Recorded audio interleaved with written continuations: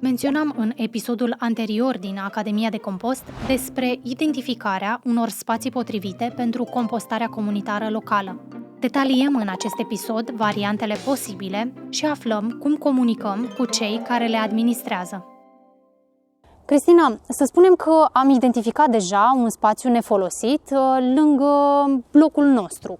Cui ne adresăm ca să știm cum începem procesul?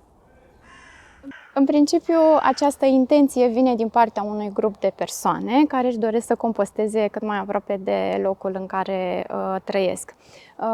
Pentru a putea implementa proiectul, ideal ar fi ca ei să aibă acordul Asociației de Proprietari și a vecinilor. Ulterior pot merge cu această solicitare către administrația publică locală și în funcție de proprietarul spațiului respectiv, de cele mai multe ori pe București vorbim de ADP, trebuie adresată o solicitare și acolo, cu mențiunea că acel spațiu va fi destinat compostării comunitare in situ, că există o structură care se va ocupa de întreținerea spațiului respectiv și de comunicarea cu comunitatea în jurul stației de compostare. În principiu, pentru ocuparea spațiului public trebuie plătită o taxă. Acum depinde foarte mult de administrația spațiului respectiv, cum înțelege această ocupare. Poate fi o taxă pentru un panou publicitar, de exemplu, poate fi o taxă pentru scopuri pedagogice. Nu există încă o taxă pentru compostare comunitară. Depinde foarte mult în ce zonă se dorește amplasarea cutiilor. Sunt sectoare care au mai avut deja solicitări similare, în alte zone nu. Și atunci depinde foarte mult de înțelegerea și de cunoștințele persoanelor cu care se interacționează. În țările în care administrația publică locală a înțeles importanța acestei practici, atât spațiile cât și echipamentele și de multe ori chiar și partea de resurse umane sunt asigurate în mod gratuit. Există zone în care se introduce doar o mică taxă modică anuală, astfel încât oamenii să aibă acces la cutii, dar costul cel mai mare este suportat de administrația locală. Pentru stația din Floreasca, demersul administrativ a durat în jur de 8-10 luni, fiind și primul de această natură din capitală. Pentru inițiatorii grădinilor Ruți din sectorul 3, procedura a fost ceva mai simplă. Oana, cum ați procedat pentru a obține acordurile de amplasare a cutiilor de compostare comunitară în cele două grădini pe care le gestionați? Amplasarea a presupus obținerea unor acorduri atât din partea Asociației de Proprietari, dar și din partea autorităților locale, a primăriei sectorului 3. Am luat legătura cu reprezentanții Departamentului de Dezvoltare Durabilă și le-am prezentat ideea noastră.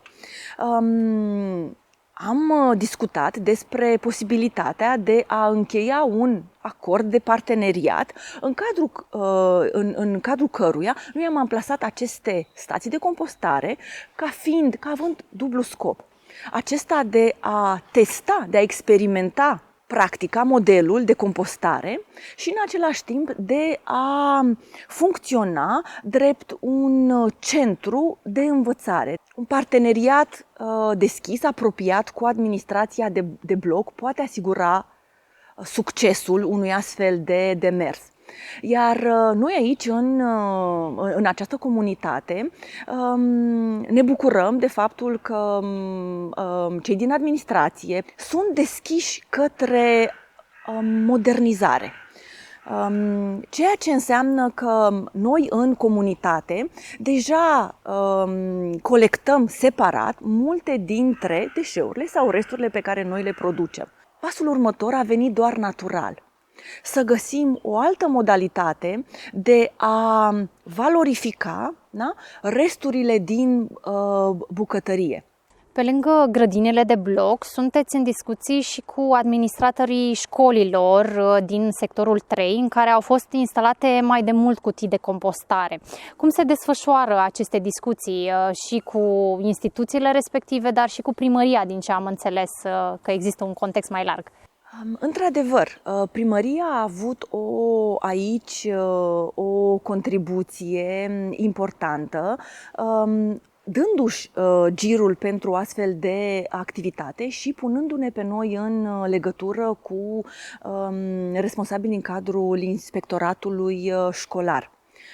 Demersul este încă la început de drum, însă un pas următor pentru noi va fi tocmai acela de a invita directorii și alt personal didactic din cadrul respectivelor licee aici la noi în grădină pentru a vedea stația și pentru a urmări procesul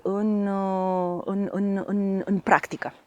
Dorința noastră ar fi să reușim să punem în funcțiune o stație de compostare comunitară în cadrul unei unități de învățământ și care să fie deschisă nu doar elevilor și familiilor acestora sau personalului didactic și auxiliar din liceele respective, dar să fie deschis comunității mai largi. Așa cum am văzut până acum, cel mai adesea administrația de bloc va fi prima contactată. În unele cazuri însă, spațiul pe care se amplasează cutiile este administrat de primărie sau de instituțiile subordonate acesteia. Stația de compostare din Cotroceni este amplasată pe spațiu public, în acest cuar, lângă un punct de transformare din apropierea Parcului Romnicianu. Pentru a o putea amplasa aici, am avut nevoie de acordul autorităților sectorului 5 și pentru asta am depus o cerere la registratură, iar după o perioadă ni s-a aprobat și am semnat acordul de amplasare pe spațiu public, pentru care noi plătim în jur de 800 de lei în fiecare an. Eu consider că asta este o situație de compromis, pentru că autoritățile sunt cele care sunt responsabile să preia biodeșeurile de la cetățeni și să le valorifice. Ori ceea ce facem noi în mod voluntar este să oferim un ajutor autorităților pentru care mai suntem nevoiți să și plătim. Eu sper că în viitor autoritățile să fie poate obligate chiar să ne pună la dispoziție spații și instrumente pentru compostare comunitară de proximitate. În timp ce Oana, Ovidiu și Cristina au semnat acorduri cu administratorii blocurilor, Gabriela s-a îndreptat către o instituție de cultură. Gabi, cum abordezi o instituție publică pentru amplasarea unei stații de compostare pe spațiul ei? Mi-aduc aminte în 2021, când am început proiectul, că ne uitam unde ar putea să fie un spațiu generos verde care să poată să găzduiască o astfel de stație comunitară. Și efectiv ne-am adus aminte de Muzeul Național al Literaturii Române, Casa Memorială Tudor Arghezi, care face parte din sectorul 4. Este un spațiu mare verde și ne-am îndreptat cu o întrebare către aceștia, chiar cu o întrebare pe Facebook, o întrebare simplă. Avem acest proiect, este acest col de finanțare, ne căutăm un spațiu unde să amplasăm o stație de compostare și unde am putea dezvolta și alte activități legate de grădinărit urban. Am primit un răspuns surprinzător, absolut pozitiv și imediat. A durat aproape 3 luni să încheiem acordul oficial cu Muzeul Național al Literaturii Române, pe care trebuie să-l renoim de altfel în fiecare an. Ce prevede un astfel de acord? În primul rând, un acord trebuie să prevadă prevede cine sunt actorii. Un acord trebuie să menționeze data, de asemenea, în ce perioadă, și de obicei este pe un an de zile. De asemenea, responsabilitățile de ambele părți, atât instituția care oferă cadru și anumite condiții pentru acces a publicului larg, de ce nu o anexă cu harta unde este poziționat, dimensiuni, caracteristici tehnice ale stației de compost, cine este responsabilul, care este procesul, cu cât mai multe detalii oferim inițial, cu atât este mai bine, pentru că oferim încredere și partenerului că lucrurile se vor desfășura sub atenta atenție a grupului de inițiativă sau a organizației non-profit care preia această activitate. E adevărat, cu o persoană fizică este mai greu, dar nu este imposibil. Este mult mai credibil să ai în spate un grup de inițiative și nu este greu până la urmă să ai alături de tine cel puțin 2 membri din comunitatea ta care măcar să te susțină, nu este nevoie neapărat să facă ceva în mod activ. E bine să se informeze înainte, să meargă la instituția respectivă cu toate informațiile, cu imagini despre și rezultate de succes pe care alte comunități le-au obținut deja din 2021 pentru compostarea comunitară și cu toate informațiile tehnice din spate. Odată ce am finalizat demersul cu administratorii spațiului identificat, referentul poate începe mobilizarea comunității. Din episodul următor vei afla cum comunici eficient cu oamenii interesați de compostare, dar și cu cei mai reticenți.